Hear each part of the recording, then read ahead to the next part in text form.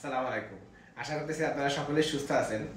আর আমি আজকে আপনাদেরকে একটু ওয়ালটনের একটা 1.5 টনের ইনভার্টার এসির একটু নিয়ে কথা বলবো। নরমালি হচ্ছে কি রুম ক্যাপাসিটি থাকতে হবে 120 স্কয়ার ফিটের প্লাস। আর কারণ হচ্ছে কি আপনার নরমালি 120 স্কয়ার ফিটের ভিতরে যদি হয় থাকে তাহলে রুমটা আপনি মোটামুটি 1 টনের একটা এসি দিয়ে কভার করতে পারবেন।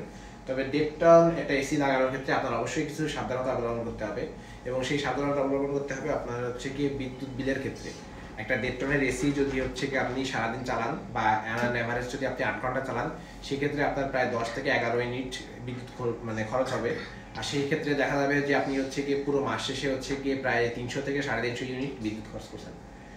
যদি আপনার হচ্ছে গিয়ে 8 টাকা থেকে 10 টাকা খরচ করেন, তখন দেখা যাবে যে হচ্ছে গিয়ে এই 1.5 টনের একটা এসির বিদ্যুৎ আপনার অন অ্যাভারেজ হচ্ছে গিয়ে 2200 থেকে 3000 টাকা চলে আসছে। বাকি এই জিনিসটা যদি আপনি অ্যাফোর্ড করতে পারেন, এটা খুবই একটা ভালো মানের একটা এসি। আর কুলিং নিয়ে কোনো কথা নাই। ওয়ালটন বর্তমানে প্রায় হচ্ছে কি 5 বছর ধরে বাংলাদেশের মার্কেটে এসি নিয়ে খুবই ভালো করতেছে।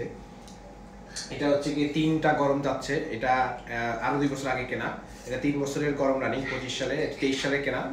আর এখন পর্যন্ত এটাতে হচ্ছে কি শুধুমাত্র হচ্ছে গিয়ে একবার করে ক্লিন করা লাগে প্রতি বছরে, এছাড়া আর কোনো সমস্যা হয় না। প্রতি বছর একবার ক্লিন করলে এটা যথেষ্ট পরিমাণে রুম ক্লিন করতে পারে। ইনস্টলমেন্টে কেনা ছিল 78,000 টাকা দিয়ে। এখনো বর্তমানে হচ্ছে গিয়ে এই রেঞ্জেই দাম আছে একটা 1.5 টনের এসি। আর আমি হচ্ছে গিয়ে এইটার হচ্ছে ইনডোরের মোটামুটি লুকটা আপনি দেখতে পাচ্ছেন। আর এটা মোটামুটি হচ্ছে 20 কেজি ওজন থাকে। আর আউটারটা হচ্ছে গিয়ে আমি দেখাবো, আউটারটা প্রায় 40 কেজি ওজন থাকে। এই যে টপ ফ্লোরের আউটার, ওয়ালটনের 1.5 টন এসির আউটারটা এখানে হচ্ছে গিয়ে লাগানো হয়েছে।